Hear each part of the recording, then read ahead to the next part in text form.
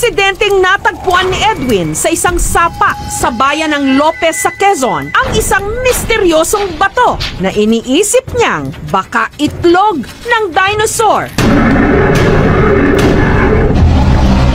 Dahil bahagya pa itong nakabaon, tinungkab niya ito. At doon na siya nagulat sa kanyang nakita.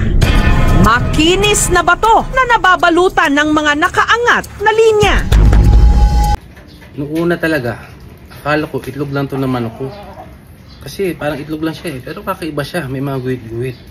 Pero nalaman ko na itlog to ng dinosaur kasi nung pag-ikot ko, may nakalagay, dinosaur ito. Kaya sigurado ako na dinosaur ito. Mula noon, araw-araw na raw iniisip ni Edwin kung ano ba ito. Hindi ko nga alam kung anong gagawin ko sa dinosaur egg na to. Kung i-preserve ko ba o ilalaga ko na lang.